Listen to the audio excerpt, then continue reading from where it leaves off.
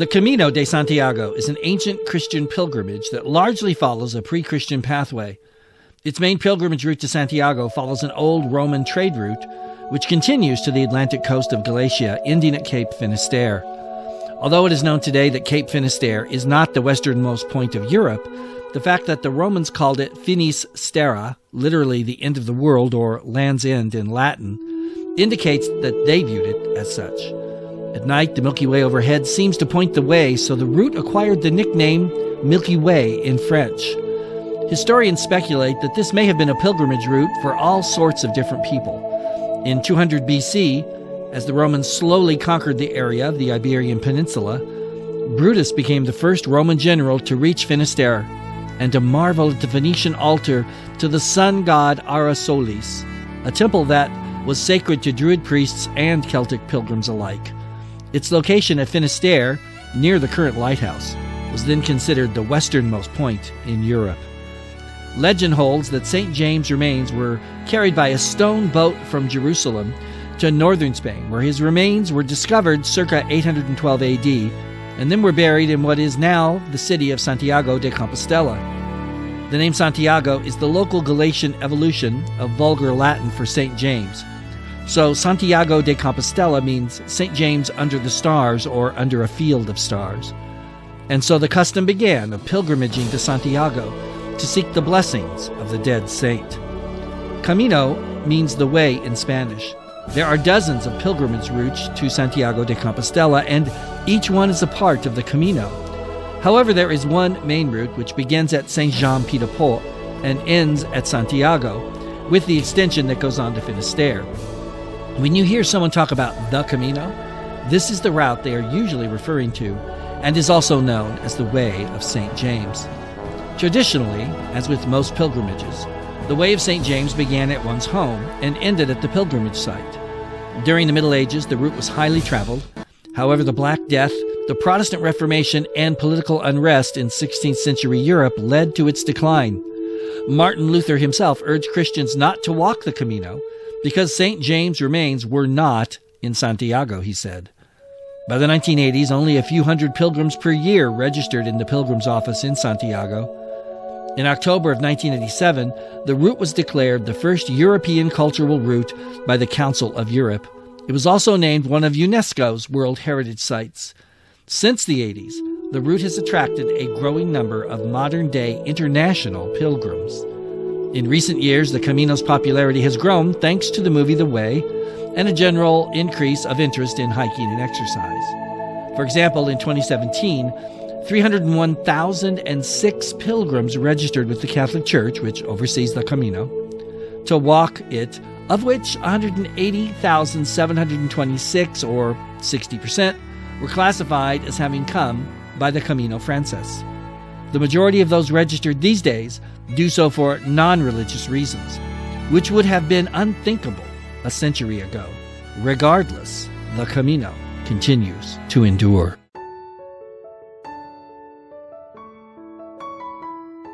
So what brought me to walk the Camino?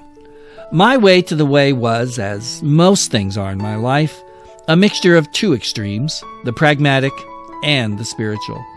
After losing 84 pounds and gaining back about 40 and then losing the 40, I knew I had to do something different to stay motivated and keep on exercising. I choose walking as a good, low-impact, free form of exercise, but walking the same path day after day, month after month, gets pretty old. So I knew I needed a larger goal to aim at. And that's when I first heard about the Camino, sometime in the latter half of 2015. Two things drew me to it. One, you got a bed and a shower every day. No camping out, no dealing with tents, etc. All of which I had absolutely no interest in at the time. And two, the Christian background to the trail with all of its history, myth, and mystery fascinated me. I was drawn to the idea of using the Camino as a way to stay in shape and to have a spiritual retreat of sorts at the same time. So I began reading everything I could find on it, including at least 11 books, plus countless websites and blogs. I also watched a seemingly endless series of YouTube videos. Since the Camino is 500 miles long, and in 2016 I only had 2 weeks to devote to it, I knew I wasn't going to get anywhere near finishing it, so I decided that I'd walk the first 200 miles from Saint Jean to Burgos, and then decide if I wanted to go back and finish it up sometime later. I bought a lot of equipment, including a backpack, recommended on a YouTube video, boots, hiking clothes, etc., and I started hiking longer on Saturdays, carrying my pack and working hard to reach a reasonable level of fitness before I left for Spain and the Camino. I made arrangements for my flight, getting to Pamplona, staying overnight there, and then getting taken to the starting point in Saint Jean. I was going alone. A solo peregrino, as they say, a lone pilgrim. And unlike the Lone Ranger, I was actually going there alone. No Tonto for me. But I knew I'd meet people once there, and so set off feeling like I was pretty well prepared to follow El Camino for 2 weeks and 200 miles. I was, most assuredly, wrong about that. But there's an old saying that God loves fools and children, and being a lot of both, it turned out that he took very good care of me in the end, using different circumstances and people, some of whom don't even believe in him. He took me safely to my goal, and then home again. This is a short version of my story.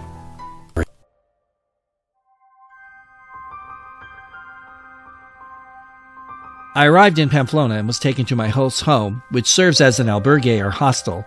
There I met 3 other people who I got to know a bit, 2 ladies who I would say goodbye to the next day in Saint Jean, and a man named Al, who I would end up walking all the way to Burgos with.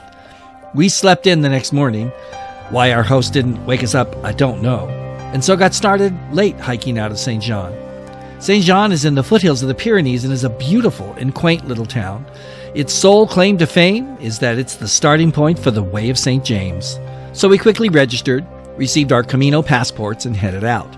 The passport is a document that you have stamped at least once a day at various restaurants, albergues, etc., so you can prove you actually walked the Camino when you finally reach Santiago.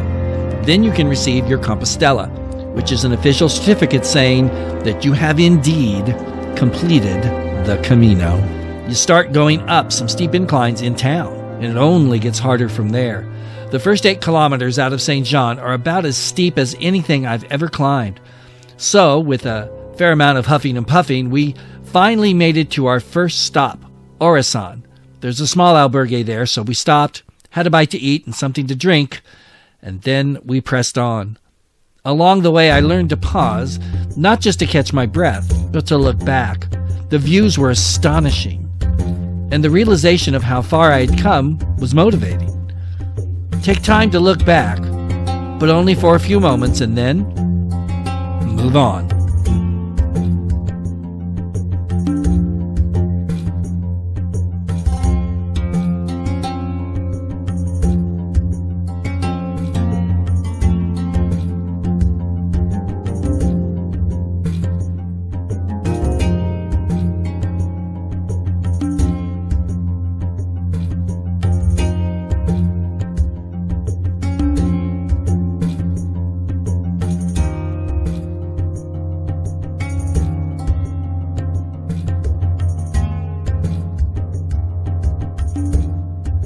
It was a long, hot day, and we ran out of water after we had finally reached the top of the Pyrenees.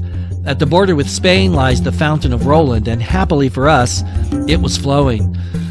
Ah, the wonderful relief of cool, fresh water. We chatted with the woman there and then pressed on. Finally, we made it to Roncesvalles for our first night. Arriving late, we didn't get the good beds, but we did get a bed, and had a shower, and a great meal, and a good night's sleep anyway.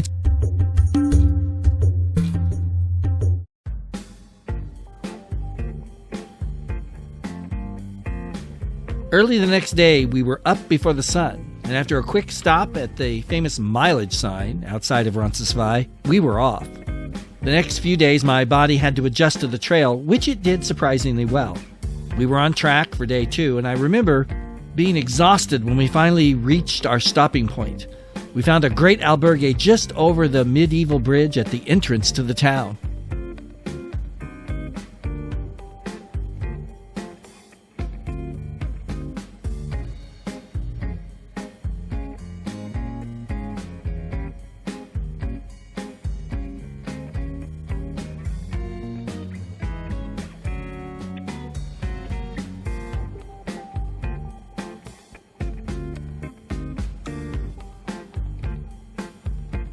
The next day we reached Pamplona, and unlike most people, we pressed on past it. Then we went a little ways because we wanted to prepare for the next day. The albergue we stayed in that night was run by an eccentric older woman who taught everyone how to tie your boots properly, and while using a tampon in the bottom of the boot was the key to keeping your feet dry. I didn't try it, but from all reports, it does do a good job of absorbing all that foot sweat. The next morning, we left in the dark as usual, heading for the Heights of Forgiveness. Al had said it was a rough climb, so we wanted to get on it early. As it turned out, it wasn't a tough climb at all. This was the first of many times when what was supposed to be hard wasn't, and what was reported to be easy, well, it turned out to be really difficult. You may have seen pictures of the iron statues on the heights of ancient pilgrims on the Camino. There on those windy heights, next to the windmills we'd been looking at all morning, we paused briefly and then made the steep descent down the other side of the hill and continued onward on our pilgrimage.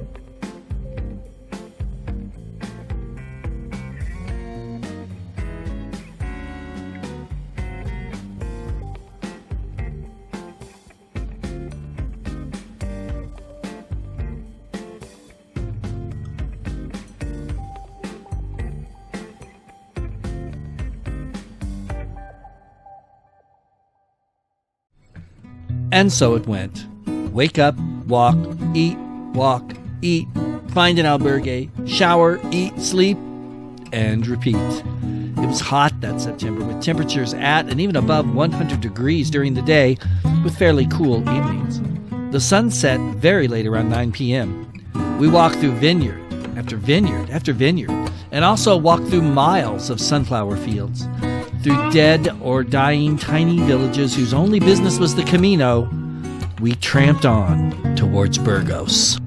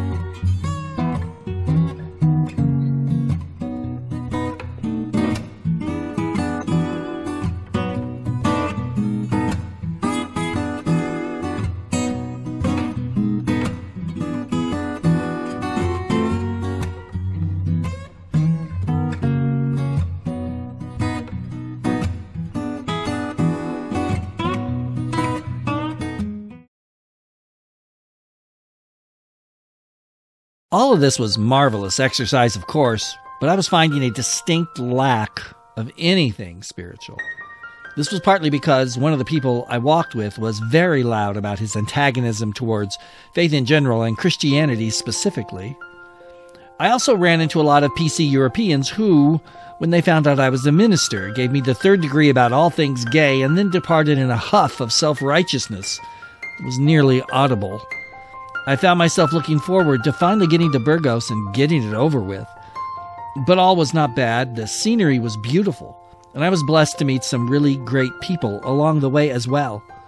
One night we stayed in an albergue run by evangelical Christians, and it was fantastic.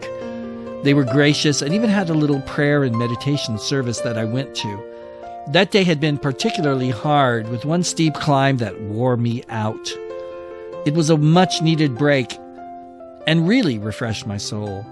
That day was the low point of my 2016 Camino, and no doubt, but that evening was one of the high points as well. I also met a former Marine who was walking the Camino for some very personal reasons. He was a great guy, and I enjoyed his company for a few days as we traveled together. He wore me out on that hill I mentioned a little while ago, and he wore himself out too, so he took a 0 day to recover, and we parted company.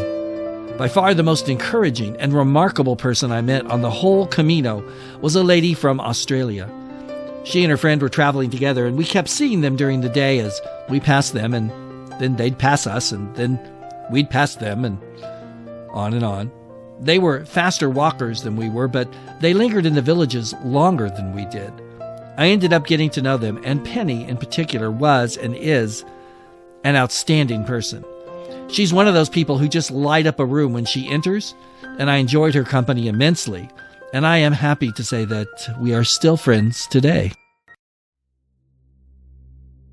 At last, the final day of my Camino arrived. We stumbled up a tall hill in the dark, losing the way and then finding it again. Then it was downhill towards Burgos, whose lights we could see in the distance. What I had been eagerly anticipating, I now began to dread. Now that I was nearly at my goal, I found myself not really wanting to end my journey. But end it did. We got to Burgos, passing the airport and inadvertently taking the long route by the river into town. We ate a last lunch together and then went to see the cathedral, which is the most incredible building I've ever seen. It looks otherworldly and is an amazing architectural accomplishment. There, in the shadow of the cathedral, I said goodbye to one and all. No tears were shed, but I like to think Penny and even good old Al were sad to see me go. I got directions to the bus station, got a ticket to Madrid, booked a hotel room on the bus as we were headed out, and 2 days later I flew home. My Camino was over, but my fellow pilgrims were still walking. And I was sure of one thing: I wasn't ever going back. What's that they say about never say never? I would find out in due course.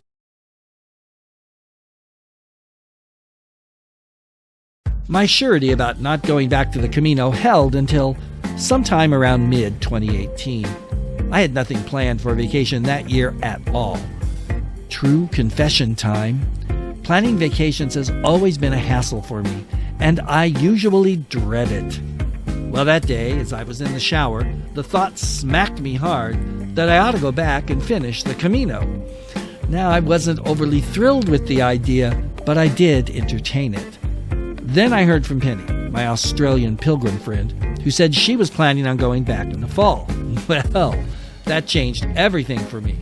If I could spend some time with her, assuming I could keep up with her, which wouldn't be easy, that made the Camino sound much more appealing.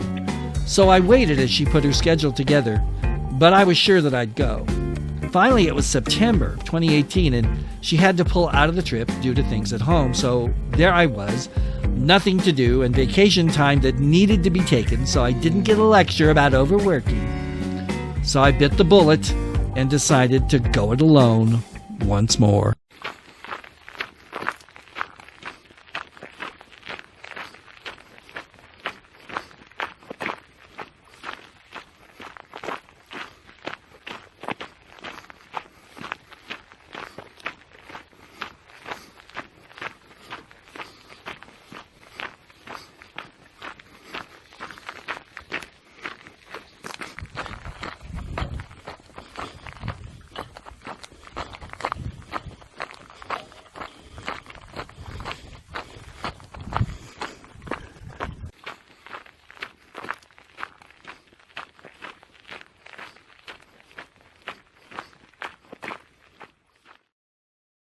I arrived in Madrid and took the bus to Burgos. Shortly before we got there, I started talking to a lady sitting across the aisle from me, who was a pilgrim as well. She had reservations at an albergue, which I didn't. It was right next to the bus station, and I discovered they had extra beds, so I got one. Big mistake. The rooms were cramped. I was in one with a bunch of European bikers who left the window open, even though it was freezing outside. I spent one of, if not the, worst night of my life there, suffering from leg cramps almost continually. First my left leg, then my right, and even both at the same time for an hour or so. I got very little sleep and was also feeling kind of nauseated. I came very close that night to just quitting and getting another flight home, but in the morning decided to push on and see what would happen. I ran into my new friend, and together we walked out of Burgos and onto the Camino. We ended up walking with a mother-daughter duo. They walked pretty slow, but I decided I'd take it easy that first day just to see how it went.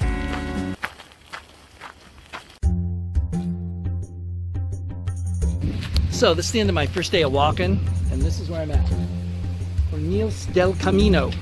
Not in Hontanas, which is where I thought I was. Got a little confused. Long day. Stomach's feeling better. Still a little queasy, but not bad. Legs are really worrying me. Right foot is doing okay. So we'll see how things go tomorrow, and tonight especially. I have a much better night tonight than I did last night. Maybe I can push on and get back on my schedule. If not, then the schedule is just going to take a back seat to me walking the Camino, and we'll see how it goes. So that's your wrap up for today. I've got some stuff going on tonight. I've been asked to say a prayer actually at the bar and restaurant that we'll be eating at tonight for the pilgrim meal. So I'm really honored by that. It really touched me, and I'm going to do that. And more updates later when I have them.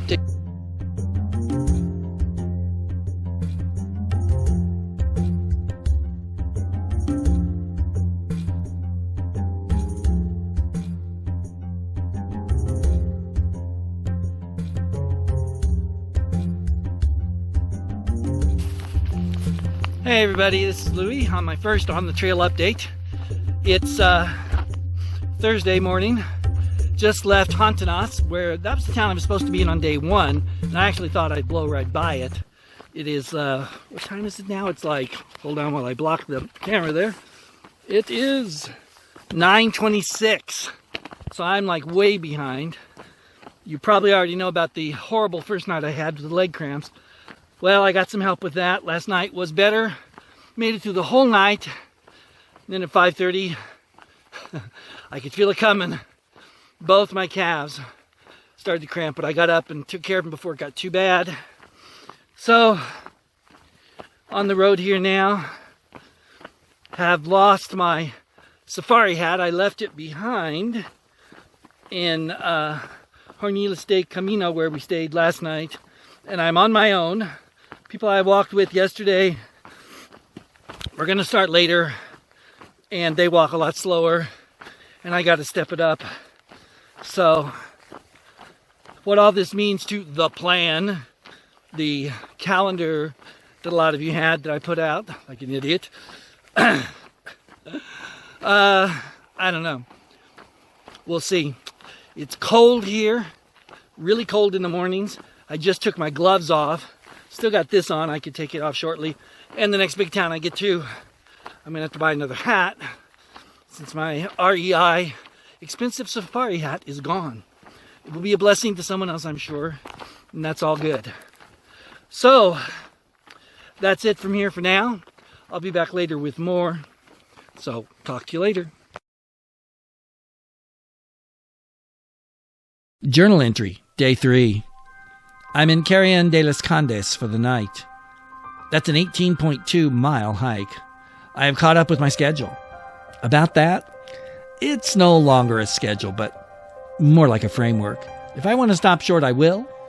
Or maybe I'll go further. I picked up some ibuprofen and cream for my legs today. Also got a new hat and a lightweight sleeping bag just in case I need it. My blanket is being ditched. Walked along a beautiful canal today.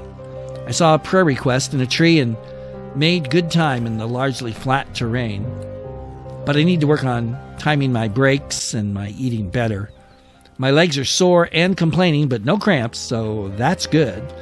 I actually felt like myself today. Here we are, it's 9:10 in the morning. Just letting you see what it looks like here, just outside of Hontanas. There's the Camino, goes off to the side of the road. And you'll notice it's not flat. So when you read about the Camino and people tell you that the Meseta is all flat, people are full of baloney. It's not all flat.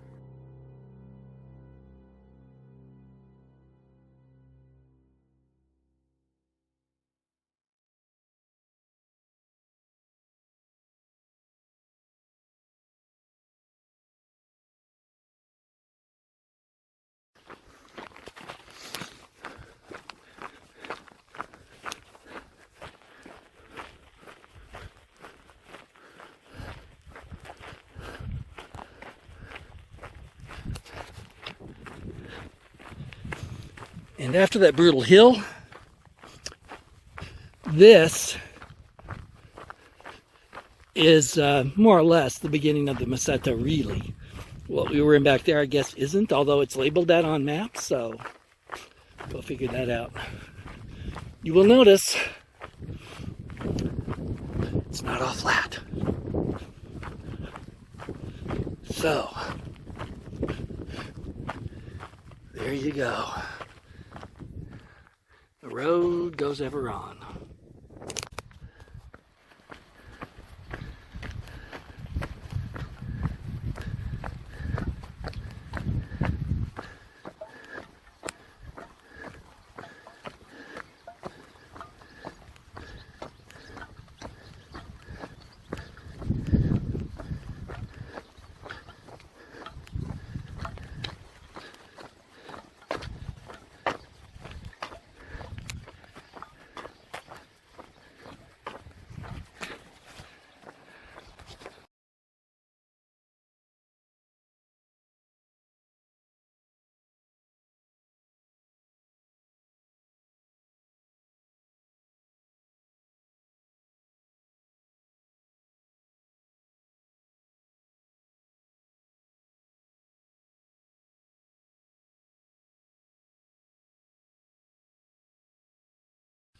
So, I'm stuck in this little alcove, which I just showed you.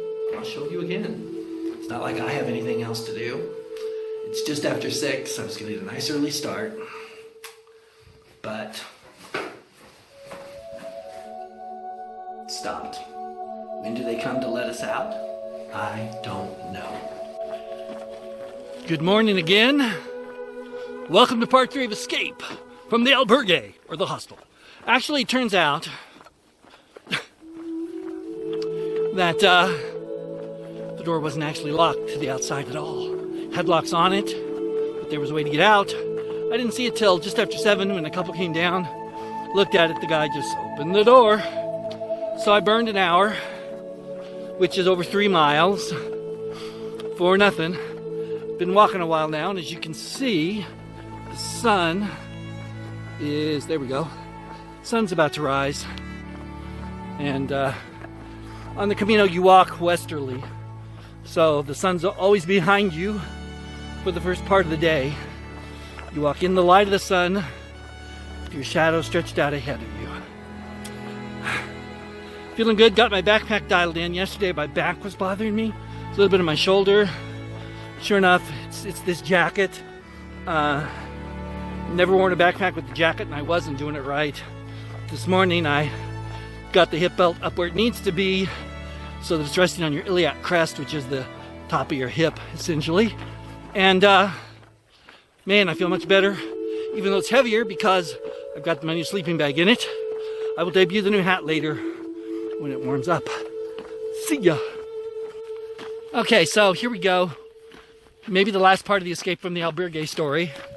I was cruising along, saw a young woman by the side of the trail, a couple people helping her. She was down, sitting down, so I stopped to see if she was okay. She didn't really need anything I had, ibuprofen or whatever. But we talked, and looking good, and I was about to go. And I thought of Amy and what she teaches the youth group to do, which is offer prayer. So I asked her, I said, I'm a pastor, if it's okay with you, could I pray for you? She was so excited and said yes. Turns out she's a Catholic Christian. She's got some issues. I prayed for her healing. Then she asked me to pray for this issue of forgiveness she has.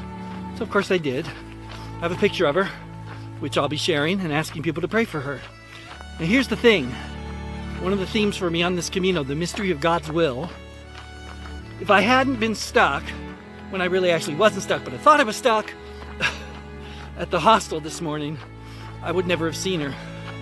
Wouldn't have happened, because I would have been well past that point by then.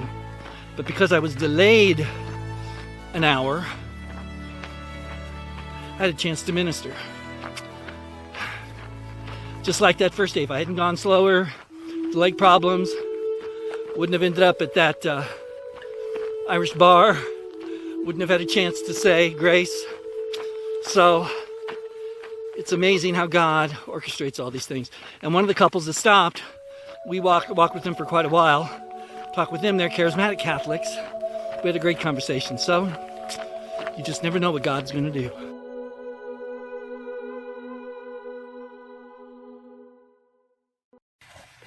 Hello, I think this is the place where Pastor Louie was. My name is Emily, and I met Pastor Louie on the Camino de Santiago pilgrimage that we were both recently on. And there was one day where I had such bad pain in my feet because I had very improper footwear after walking many miles. And I was sitting on the road on the side, on the ground. And Pastor Louie walks by, and he says, "Is there anything I can do for you? Can I pray for you?"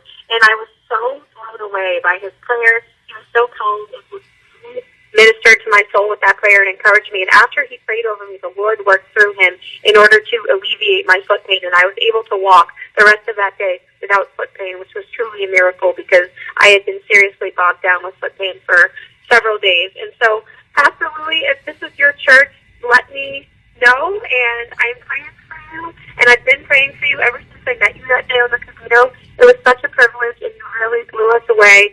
And the Lord works through you to really encourage us and show us love. So God bless you. You're such a holy, godly man.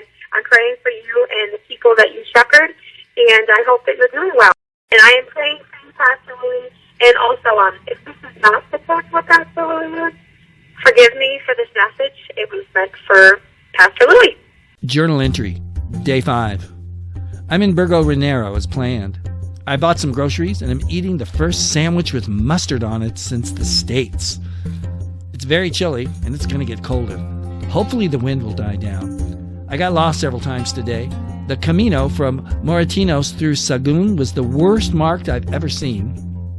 I also fell, but I'm fine. I made good time and I started walking at 6:30. I didn't eat breakfast till 10:30. Sundays in Spain, almost everything is closed, especially in the mornings.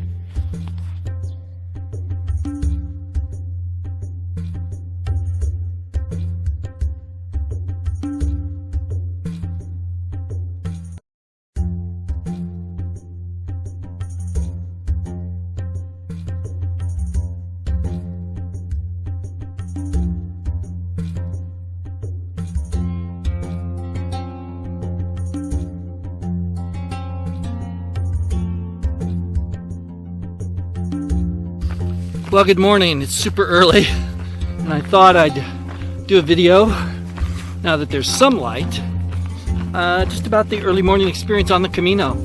I left about late for me. I woke up late, actually. My alarm didn't go off. But I'm an old man, and my bladder went off, so I got up anyway, just a little after 6, and took my time getting ready because I got kind of a short walk today, and you know how cold it is. So I took my time, and I've still been the only one out here. I haven't seen anybody since I've been here walking along what is supposed to be near, on, or by a Roman road. My suspicion is it's actually the road right over there. Don't know if, yeah, you can see it. There it is. That's the highway I'm walking next to. But it could be where I am now. Let's see if you can see anything down there. I've got my flashlight going. Who knows? 2016, we went by the best stretch of Roman road, and it was in the dark, and I didn't see it.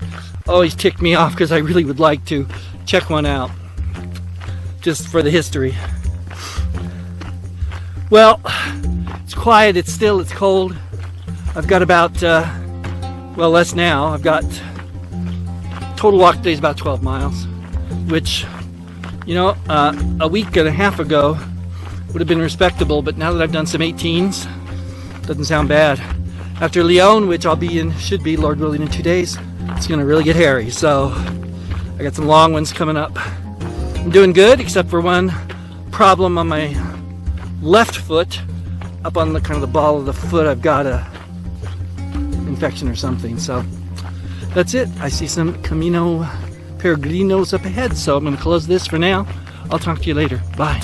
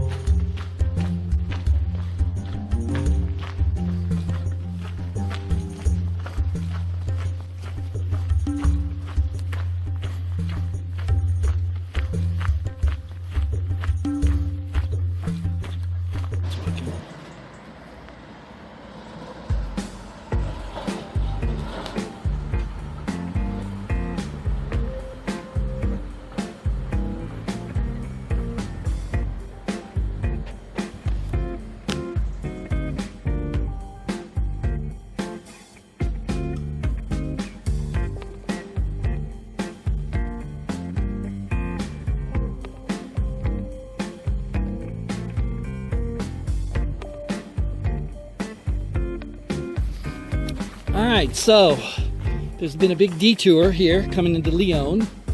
There's Lyon. But we couldn't go across the highway because the pedestrian bridge is closed. So they send us way up on the top of this hill near microwave towers. Shows you how high it is, one of the highest hills in Lyon. As you can see, there's the town. There ain't nothing this high, and I'm partway down already. And now I got to come all the way down. Eventually this will hook me back up with the Camino, but it's taking me off Camino.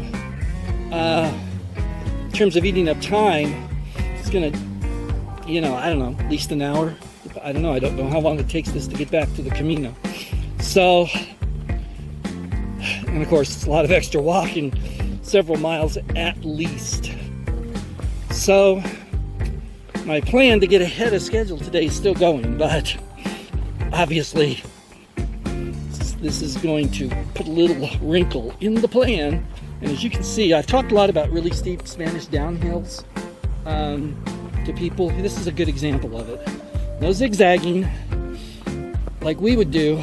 Nope, just straight down the freaking hill, baby. So there you go. So that's a little bit of what's happening this morning as I come into Lyon, and then we'll push past Lyon. How far I get, well, stay tuned, we'll find out. And the whole detour was for this, to get over this freeway. There's the arrow. So all that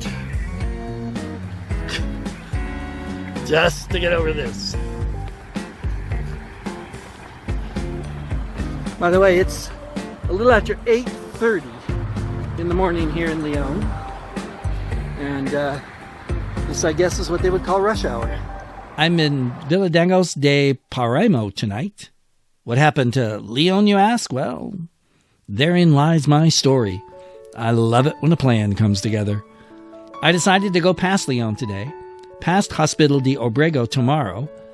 That'll make the next 2 days after that shorter, and I'll be a bit more rested before climbing the first of the two big mountains that await me.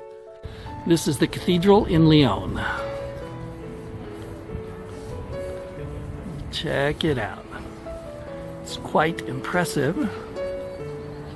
I don't think it really measures up to the Burgos Cathedral, but it's still gorgeous. Here's another building. And as you can see, they're doing some work in the middle here. That's what it's going to sort of look like, I guess. So there you go.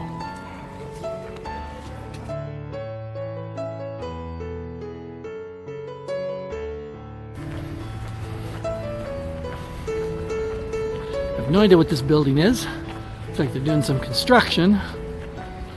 It's gorgeous. And I'm looking for arrows. Oh, and I see a statue up ahead, which is ripe for a pick.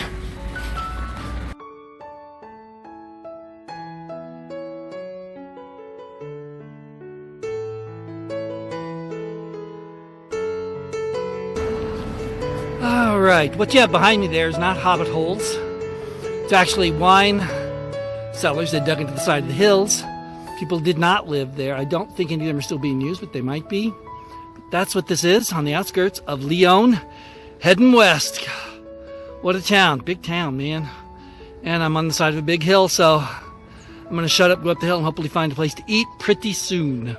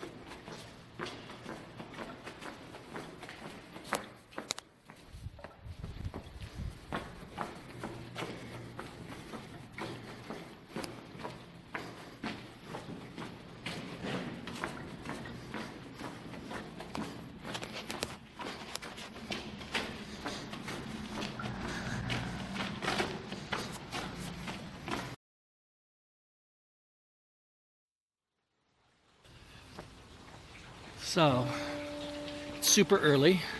You'll notice I'm wearing my sun hat, not my knit cap, because somehow I managed to lose it. And I'm off and running earlier than I need to be, but I was up, so what the heck. Almost total lack of arrows and stuff here. There was a sign back there, and my app tells me I'm good, so, and I know I gotta follow the highway over here, but my plea is to anybody out there who won't see this, who's like in charge of arrowweed and stuff, hey guys, give us more. The more, the better. Like, don't just point us in one direction and leave us alone for ages, but give us some arrows. Look, an arrow! Ooh, happiness, and there's one there. See, they already listen. Anyway, the loss of my knit cap is really a drag.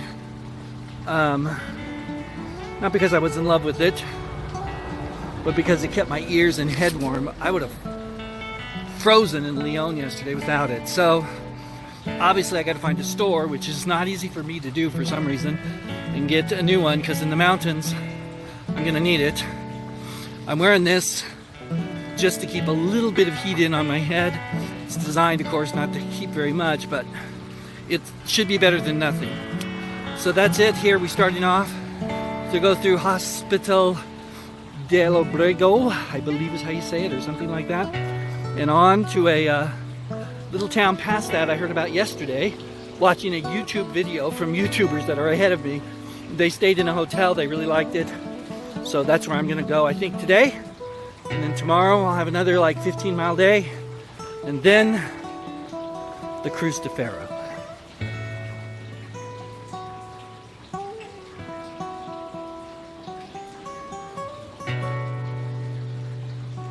Here we go. Check this out. I'm on the big bridge going into the Hospital dell'Obrego.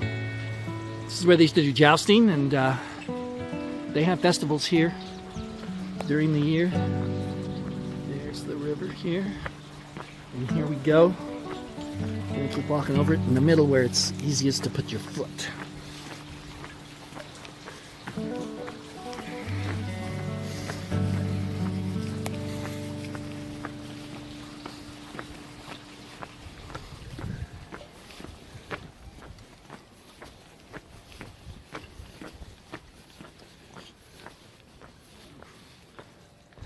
I have no idea what any of that says.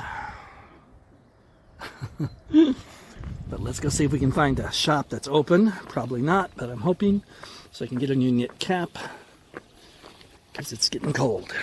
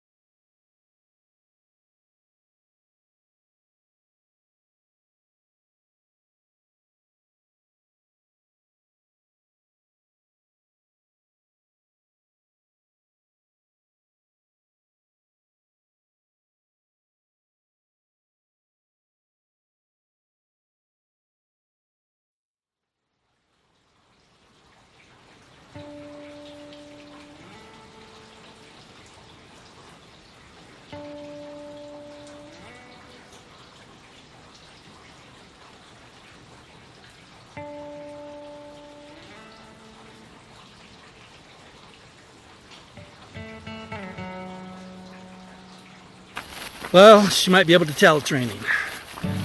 It misted a little bit this morning, and then I got into Astorga. I found an open cafe at like 7:45, something like that.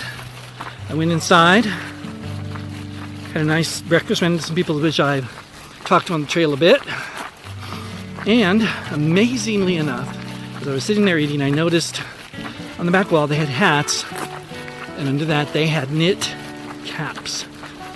So I got one, not quite the same as my other one, I'll show it to you sometime later. And then it came down pretty hard when Camino. And now we're in a little lull, but as you can see from the clouds, it will be raining again soon enough, more than likely. So the rain pants are on. They tore putting them on, that's how cheap they are. But they kept a lot of the rain off, though my legs now are hot and sweaty. So I'm going to be wet either way. This raincoat seems to be working really well. It's warm, but you know, it has to do double duty. So God answered some prayers for me this morning. Didn't answer the one about the rain though. On to Rabanal, and tomorrow the Cruz de Ferro, and I hope it's not raining then. Hey everybody, just thought I'd let you see. You can see the trees here. You can tell we're getting higher in altitude, and we've been climbing up most of the day, so we'll definitely getting closer to the mountains. The next town is Rabanal, where I'll be staying for the night. Don't know how far yet, but we'll be there fairly soon.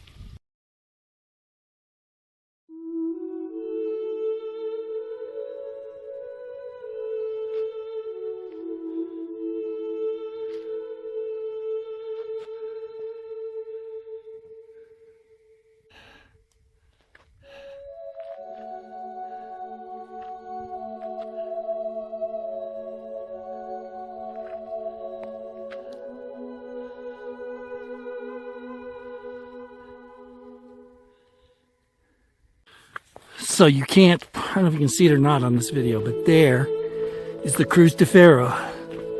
And I have to say, the hike up to it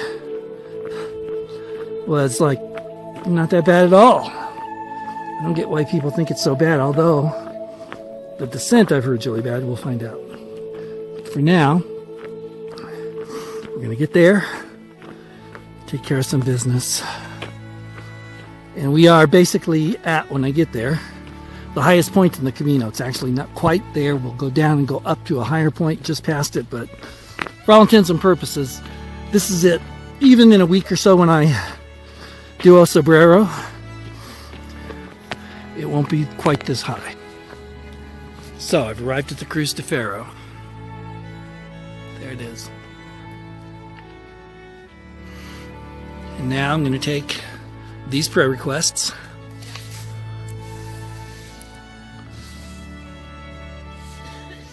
that penny, which symbolizes a friend of mine who can't be here but who I'm carrying in my heart, and I'm praying for her. Oops, I just dropped it. I'll get it in a second. And my stone. What I'm going to do here is wrap the stone and the penny in the prayer requests. Okay, what I'm going to do is put the stone and the penny in the prayer requests, and then take them and leave them at the foot of the cross, symbolic of the real cross, leaving things for Christ.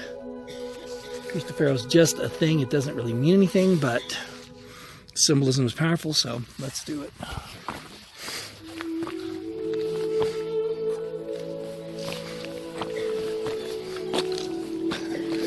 I'm not going to hurt you, buddy. There he is. All right. Lord Jesus, we commit these requests now, and my stone, and all the burdens to you, Lord, as a symbol of your love and care. In Jesus' name, amen.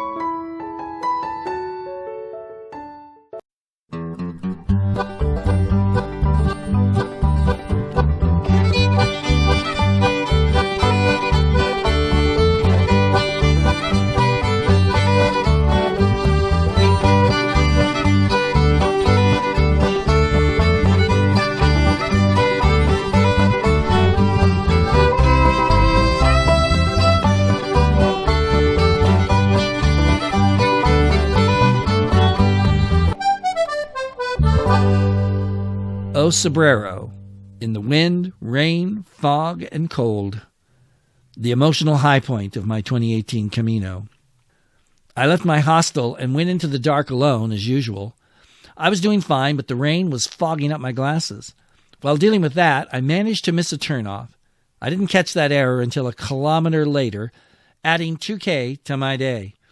Changed my battery, found the turnoff, and went off-road and into the mud. I worked my way up the steep slope. I was not very happy about it. I finally came to the next village, which was dark and asleep. I rested and then moved up the mountain again. The rain picked up. Water started flowing down the trail. I was trying to go up, and it got muddier.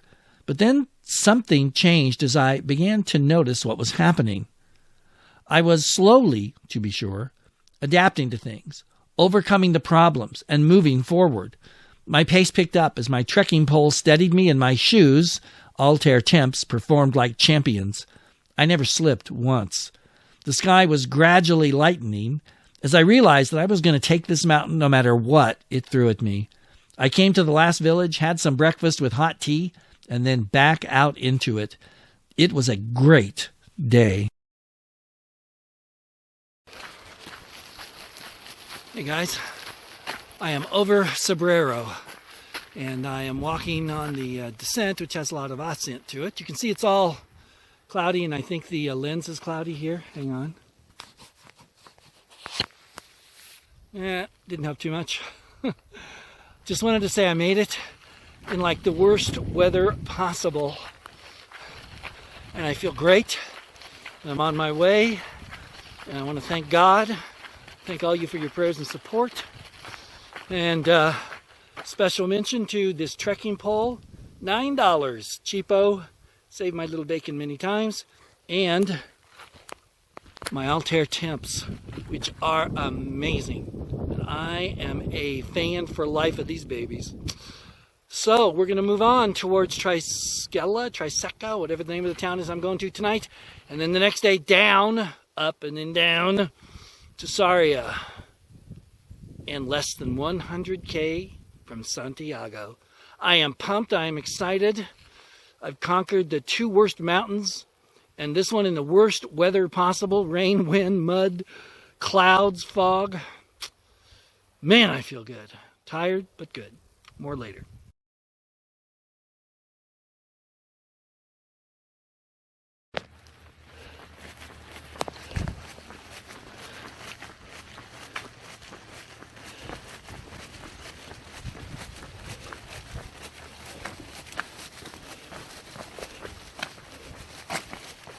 Good morning, senor. Here comes the dog. Hello.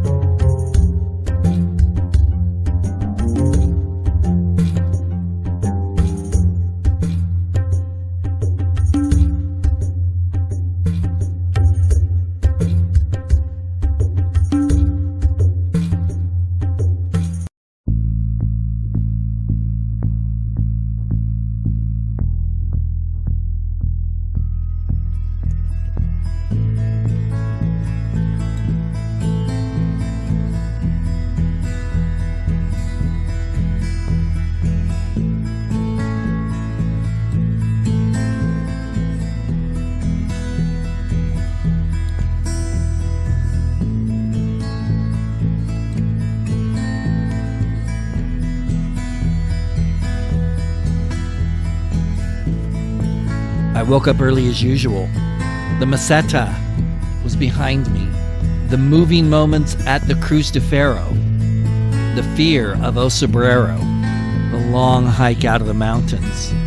Through Saria. And now it was time. On to Santiago.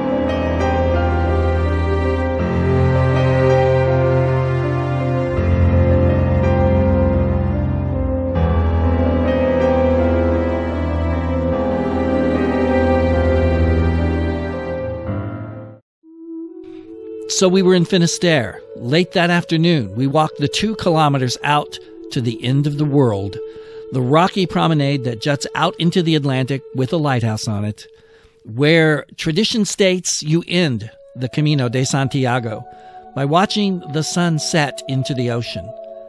Sitting there, it was easy for me to understand why the ancients thought that was the end of the world. There's nothing out there but water, and then it seems to end in a flat line at the horizon. The sun slowly set, and we watched it slide down with a crowd of people. It grew quiet towards the end. Finally, and slowly, the sun slipped beneath the horizon and was gone. As the gloom began to gather, I stood up and hobbled my way off the rocks, back to the parking lot at the lighthouse where we hoped to get a ride back to town. I knew 2 things. 1, my Camino was over. It was now only a memory. And 2, life goes on, even after you've been to the end of the world.